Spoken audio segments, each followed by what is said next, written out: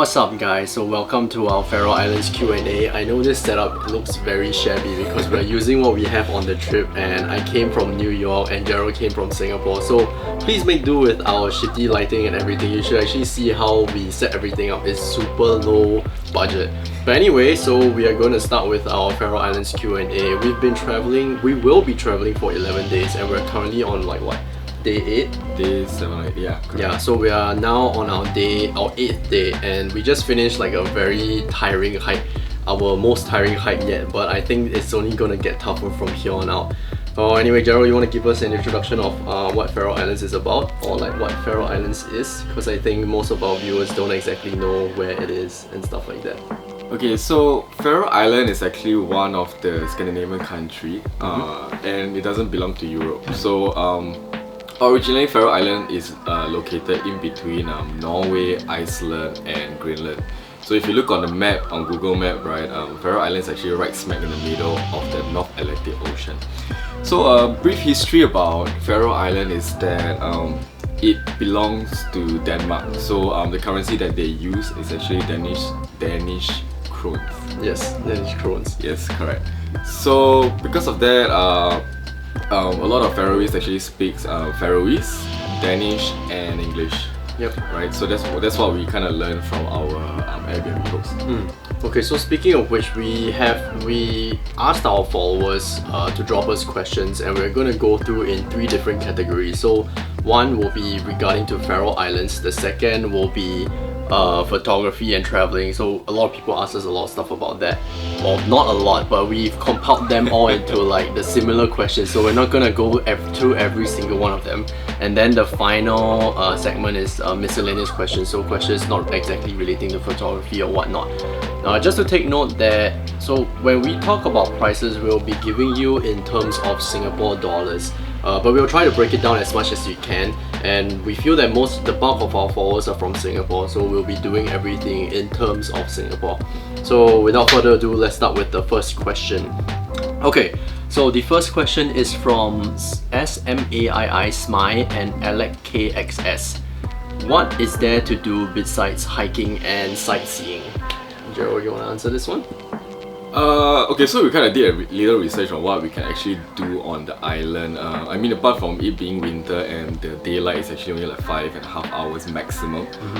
So the other things that we can do around the country is actually cafe hopping. So you'll be surprised by the cafe culture and the food culture in this country.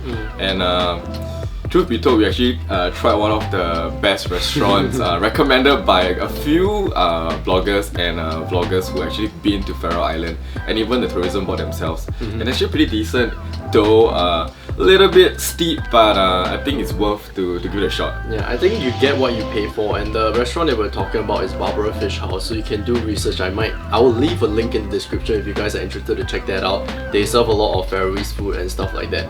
But I think other than hiking and sightseeing, there is not exactly a lot to do, because the Faroe Islands are very spread out. It's a very, very large area. However, the population is only 50,000 people, barely. So if you think about that, there's actually not a lot of shopping to do. There's only 2 big shopping malls, if I'm not wrong, on the islands. One is located in the capital, Tórshavn, which is where we are at right now, and the other I'm not exactly sure, but I did some research and I knew that there were 2 shopping malls on the islands, yeah. But besides that, I think Faroe Islands is known for their cafes, which is quite interesting. We've tried a couple. We've been to like a dessert cafe and they had games and stuff like that. Yeah. So I guess that's something else you can do, but other than that, it's mainly more for hiking and sightseeing. Okay, so let's move on to the second question. This is from Omega8_. Favorite place on the island so far? This is a tough one. Yes, this is actually pretty tough. The first thing that came to my mind was actually the lighthouse. I mean, good. That was our very first hike. Though it was probably the most challenging starter hike, you know. But to be caught in the middle of the storm and also to see the landscape in front of our eyes is actually pretty surreal. And I think that kind of made a first impression of how I imagine Faroe Islands to be, and I think currently that's still the favorite place for me on the island. Well, for me, I think my favorite place is one that we have not been to yet. We're going to do a Dragonair Sea Stacks hike tomorrow if the weather forbids. It is one that I've been meaning to go to for a long time. We actually did one hike today. That was the Sorvavatn Lake. Yes. Please forgive me if I'm butchering the name because everything is very tough to pronounce, but I will put all the captions here so you know exactly what we are talking about. But talking about these sea stacks, it's just really interesting. I haven't seen anywhere that is something like that before, regardless if it's Norway, Iceland. But that is one that I'm keeping my fingers crossed. Hopefully we will be able to make the hike, because the hike itself is not easy. It's 2 hours average, and this is the information that I've got based on hiking when the weather is okay. So just to give you guys some contextual information on like what kind of weather we are going through now. It is raining every day, but that's normal for Faroe Islands. It's very windy, so we are expecting winds of up to 50 kilometers or even 60 kilometers per hour. Also, there are times where we experience hail. Well, there are many times we experience hail actually. So that is what we're looking at. So for today's hike, it's an average of an hour, but we took about an hour 15, hour 30 minutes to complete because of the rain and wind. But yeah, so on to the next question. What made you go to Faroe Islands? This is from Eon Siri. What made me go to Faroe Island? Okay, first of all, I think personally, I like to travel to places that is not touristy. I'm not sure about you, but I love going to places where there's the least tourists, but at the same time, it kind of satisfies my cravings of being in the nature.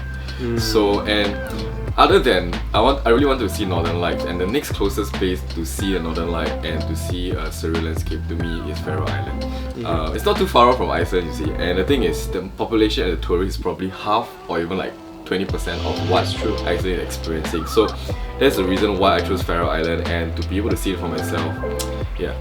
For me, I've always wanted to come to Faroe Islands, and I believe Jeryl is the same as well, because the reason why we did this trip together, it was I was based in New York for 5 months because I did my studies there, and Jeryl was passing through, so I was just asking him if he was planning to travel anywhere else during my time there.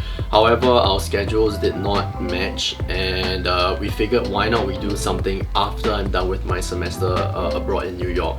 And we were just going through a couple of places, and then Jeryl just mentioned, why not Faroe Islands? And I was like, yeah, why not? I mean, since we're already like halfway across the world, it's not that expensive for me to travel from New York to Faroe Islands as compared to Singapore to Faroe Islands.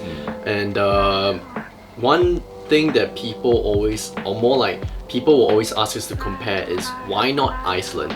There are a couple of reasons why. For me, I feel that Iceland has been overdone a lot. A lot of people have shot Iceland. Even normal tourists have been to Iceland before.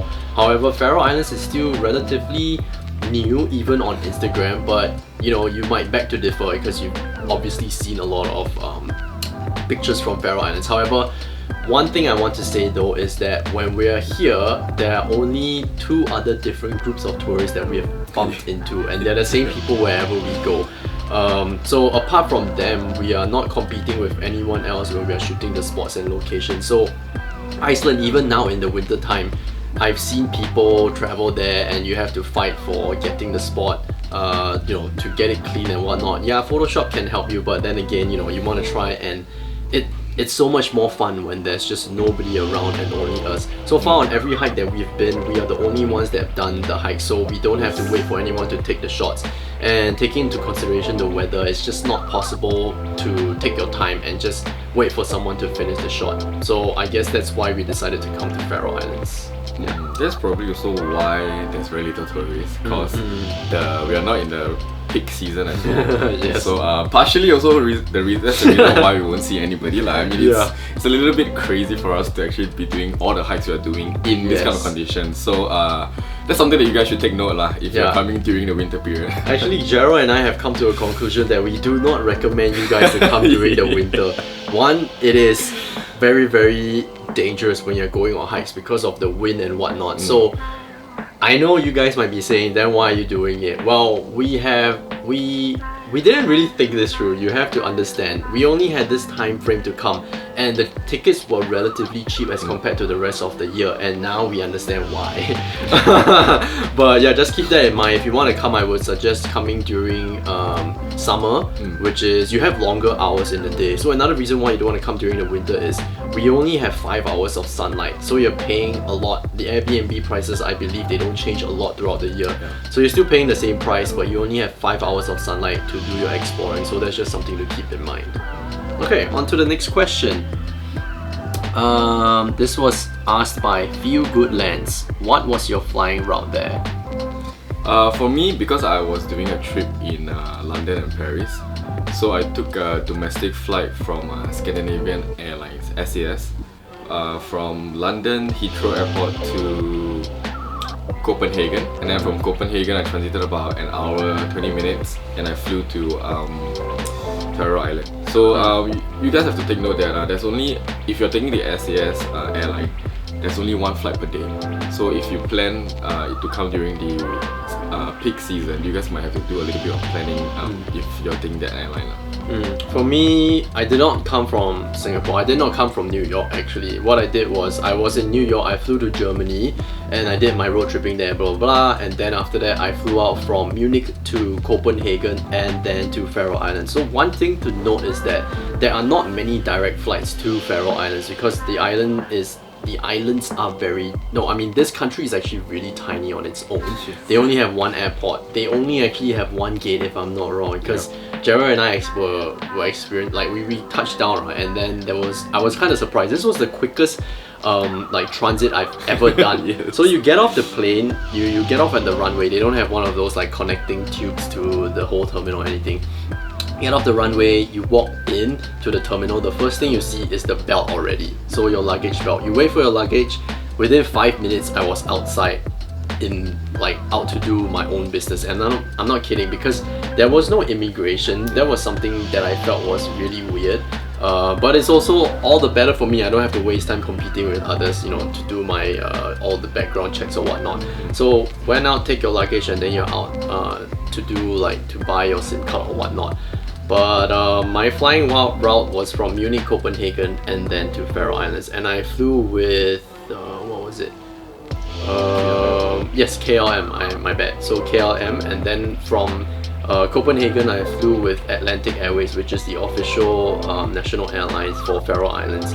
But I think Jeryl wants to mention something about the airlines that he traveled with when he came in here. Okay, disclaimer, I'm not sure if it's true or not. Please do not hold me for my words. But I happen to be experiencing what I've researched about the SAS airline. So, quick background, SAS airline, from what I've done the research, is that their pilots are not trained in landing in tough Faroese condition. But don't quote me on that, because I really do not know whether they went through or not. However, to me, I did not realize that I should be experiencing it myself. So when I was on a plane on the first day from Copenhagen to Faroe Island, the flight was about to land on the runway, and when it's about to land, the pilot decided to rev the plane to fly back into Copenhagen, and he didn't even bother trying to make a second attempt. And the thing is, the weather was supposed to be worse after the flight. So, and Ryan was in the flight after me. So it kind of made me realize that like, hey, that actually might be true, because like Atlantic Airway pilots are the official airlines of Faroe Islands, and they're probably trained to be able to land in any kind of Faroese condition unless it's really that dangerous. So something that you guys might want to take note as well. But again, don't quote me on that, because I do not know whether they're trained or not. But yeah. Well, I mean, to be fair, the weather conditions during winter are very, very harsh. So you are bound to expect some delays, because even for my flight, I flew with Atlantic Airways. I got delayed about 2 hours, and Jeryl's flight was also delayed because of the bad weather. So it was just very weird for me to land, and because we set up like a meeting place and everything, right? So as soon as I connected to the Wi-Fi, Jeryl was like, "Bro, I'm still in Copenhagen." I was like, "What?" Yeah, right. So we traveled. So I came in here, and then Jeryl's flight, because there's only one a day, right? So his next flight was the next day, and because of that, the first day I was alone. Well, it was less than 24 hours, but still like I had to go through everything alone. I had to get the rental car and stuff like that. So like we will talk about how many days is enough for Faroe Islands, because somebody else asked that question. But let's move on to the next question. Oh, exactly. So Petros_ST asked, how many days do you need to explore the islands? This is a good one. What would you say? If you're coming in winter, honestly, I feel that our duration is just right. A little bit long, but I feel that we have ample time for rest and some pretty nice break in between, and at the same time to explore the islands.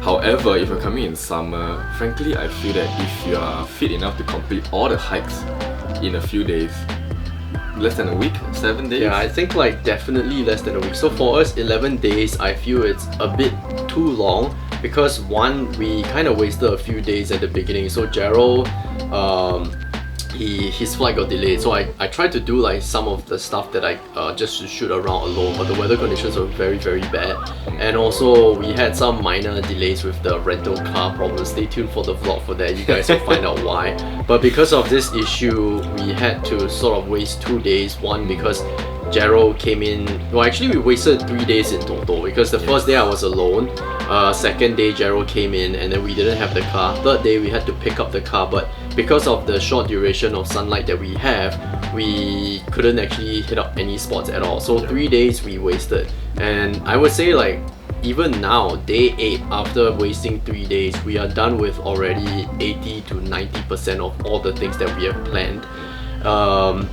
So if I were to give you a rough number, in the winter, I want to say 7 days is definitely adequate for you to do the hikes that we are doing. So if you want to know what our plans are, you can go to our Instagram, drop us a DM. We'll be more than happy to answer everything.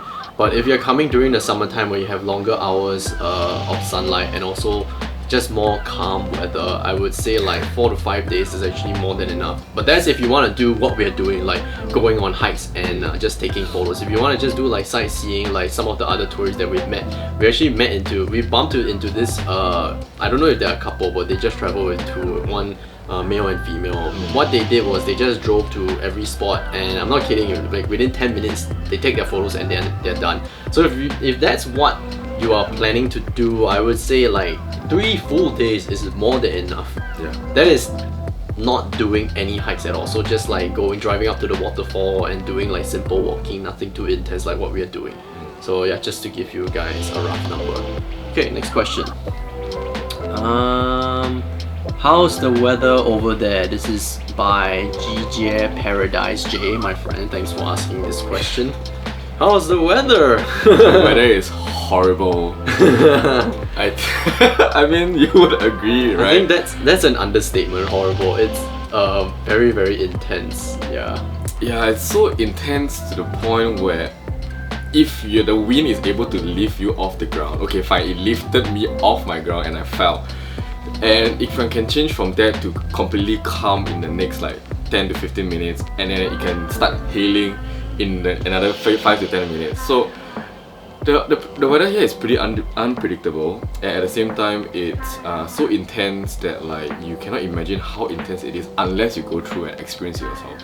Yeah, so I think you guys might want to know, like, okay, we give you guys like what you would expect if you come in the winter. I don't know what the weather is like during the summer, but along the hikes, every single hike that we have done, regardless if it's 1 hour, 2 hours, or even 30 minutes, we are bound to experience 3 different types of weather.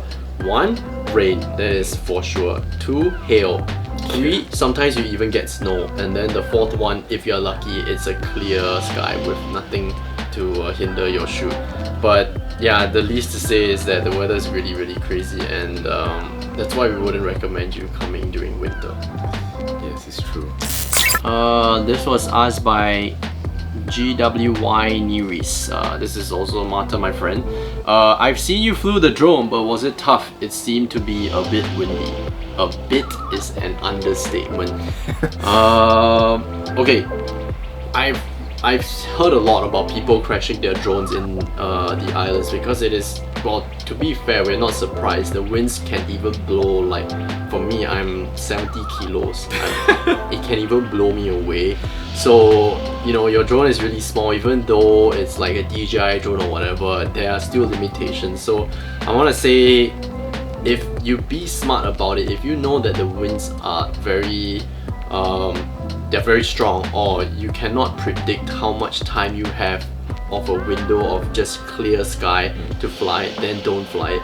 For us, we are very fortunate to have nothing go wrong so far, but we've had close encounters, not crashing, but just the drone drifting on its own. And so both Jeryl and I, we have the Mavic 2 Pro, and they're one of the latest drones, right? So I'm sure like DJI is taken into consideration in flying in harsh conditions. However, Faroe Islands is the next level. We've had our drone kind of drift away from us, and we can tell because once you're experienced in flying your drone, you can tell like when it's starting to lose control and stuff like that. And even then, we immediately try to land because we don't want to lose like $2,000 and drop it into the North Atlantic Ocean. But yeah, you have anything to add on? No, I think you might want to talk about Saxon. Saxon, which one was that? The one that oh yes. Okay. yesterday I forgot about that. Okay, so I don't exactly know the drone laws on Faroe Islands completely. I don't want to give you any false information, but from what I've read online is that when you're going on hikes, when you're like going to places where it's just shooting nature, you can fly your drone. However, I think we kind of crossed the line, and I completely admit it's my fault because we did not know that it's illegal, or so this particular person claims. So we were at Saksun, which is this little village, to shoot this church. And so Jeryl and I has come to a conclusion that whenever the weather is clear or when we can fly the drone, we will fly it no matter what, just to get like extra footage or some photos of views that we might not be able to find from the ground. So we were there, we reached there, the weather was actually really clear, the winds were kind of calm, everything was fine. So we split the load. I flew the drone and Jeryl just went to shoot the church, right? But while I was flying the drone, this was maybe, I want to say like 5 minutes into flying, a resident from the village came. I was flying from the car, so a resident pulled up behind me, and I thought he was coming to tell me that I shouldn't park here, but he started whipping out his phone and then he started taking photos of me while I was flying the car. So this was exactly what I did. I saw him taking the photos. I came out of the car and I asked him, is there something wrong? So he told me that he's taking photos because he's going to call the police. And I was like, oh, why? And he told me, you're flying illegally in the village. So immediately I told him, I'm sorry, I did not know that, but he still insisted on calling the police. So I couldn't do anything about that because, to be honest, we didn't know. There were no signs telling us not to fly the drone, and to be fair, he told me that it was illegal. He didn't tell me to stop, but I knew that, you know, I had to stop because I was kind of maybe intruding into his privacy or whatnot. So I immediately landed the drone, and once he was done with his business, he drove back to his house. And we were trying to wait for the police to come, but nothing of that sort happened. He took pictures of me, he took pictures of the car, so we don't know if he actually went through with calling the police or not. But even if he did, I think for us, we did not we might have crossed the line.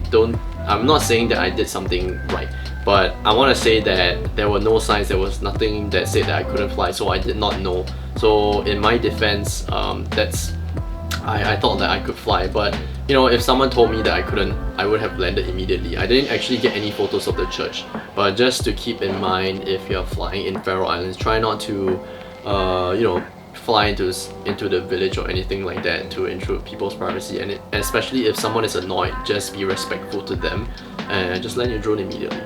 Yeah. Okay. Next question.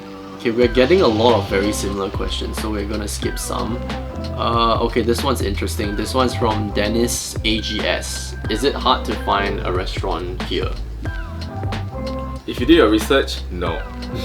If you came unprepared, not knowing what to eat and stuff like that, then it might be hard for you to find something that is that taste decent to your taste bud without having to splurge too much. So I think with a little bit of research, it's not that difficult to find in restaurants. And frankly speaking, if you are having a hotel or Airbnb in the capital in Toshan, there's literally a lot of restaurants and cafes everywhere within like 5 to 10 minutes walk. Yeah, that's true. So I guess it's not tough to find a restaurant here. What flights did you take from SG to Faroe Islands? This is from Limi 100. I took Singapore Airlines from Singapore to London, and then from London to Copenhagen to Faroe Island, I took Scandinavian Airlines, SAS. Yeah. Okay, for me, I didn't fly from Singapore, so that question doesn't pertain to me. This is from David Jeffers 99. How long are you there for and what's your budget? Would love to go but imagine it's expensive. Yeah, this is interesting. Okay, so David, oh yes, okay. You asked the question. Hang on. So this question was asked also by Carrie_Chua, so we're just going to combine both the answers together, both the questions together and answer you guys how much we spent. Yes. Okay, so thanks guys for asking the questions. How long? Okay, so we plan to be here for 11 days, like what Ryan mentioned earlier, simply because of the short amount of daylight we have. Frankly, we did not plan a budget beforehand. But I would have to say, after calculating how much we have spent within the past 8 days, we totaled up to, for 2 packs, we spent including Airbnb, the car rental, petrol, food, snacks, and what else did I forget? Groceries. We also did groceries. All this amounted to about Singapore dollars 6,400 Singapore dollars. Yes, which is about 3,200 per person. This is inclusive of flights, right? Yes, this is inclusive of flights. But do take note that we did not fly exactly from Singapore straight to Faroe Islands and then back. Well, actually Jeryl is doing that, but he's stopping by London first. So the prices might change depending on where you're going to stop and also the duration and time. Because for Jeryl, he went from Singapore to London, he spent some time there and then he came to Faroe Islands. So we did not do a direct flight. And for me, I flew from Europe and then I'm going back to Singapore, so the prices is a little bit odd. But what I'm paying from Germany to Copenhagen, Germany to Amsterdam, Copenhagen, then Faroe Islands. So for me, it was a long flight. When I'm going back, Faroe Islands, Copenhagen, Helsinki, and then back to Singapore. So that trip in total costs me 1,100 Singapore dollars, which is actually not that expensive during this period of time. But yeah, for us, we try to balance it out when it comes to food. So we've done cafes, we've done restaurants, we've also cooked a lot on our own because that's obviously cheaper. But in terms of pricing, when it comes to food at a restaurant, if you're not splurging too much, you're looking at a price range of around 30 to 40 Singapore dollars per person.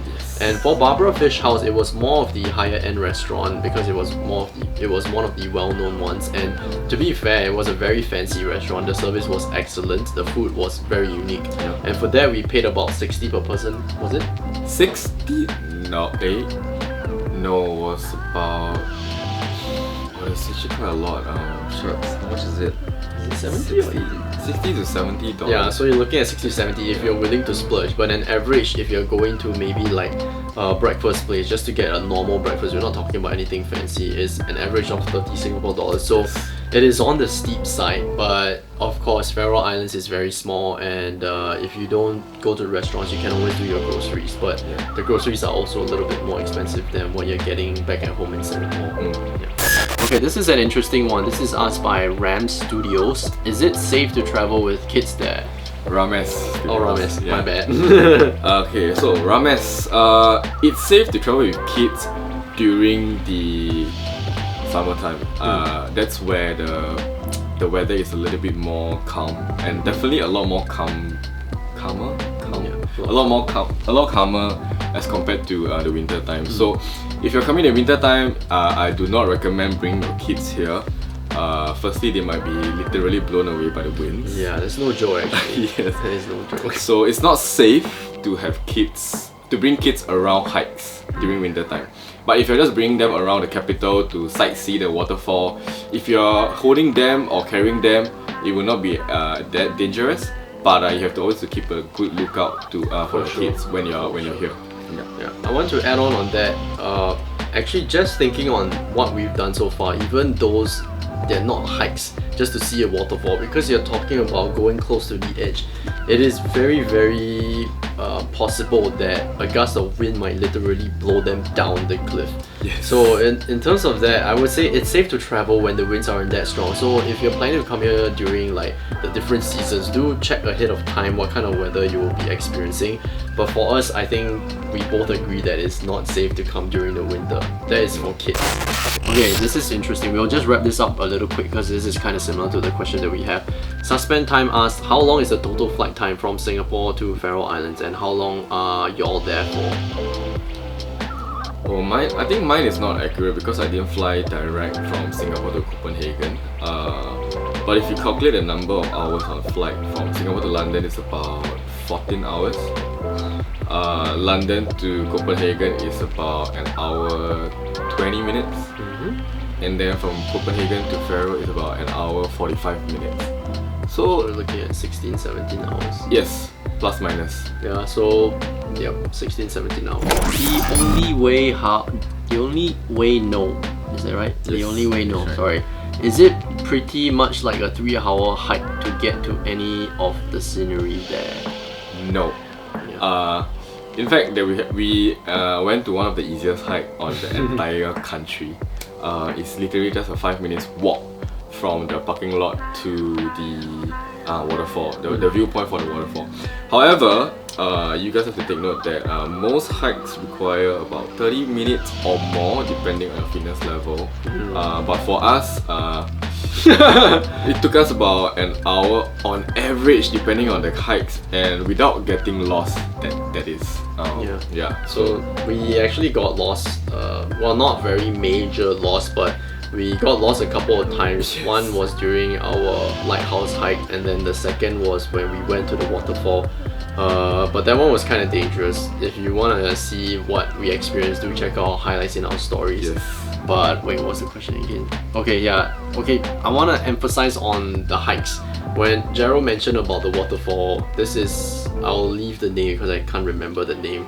But this wasn't exactly a hike, it was just a walk. So not all the locations that you want to see that are beautiful require hikes. Some of them are literally just you drive to the car park, you walk out of your car, and then you can see whatever you want to look at already. So yeah. So we are moving on to the second segment. Depending on how long the video is, I might cut it into 2 segments, so 2 separate videos. So this will be starting on the travel and photography segment. Forever by your side.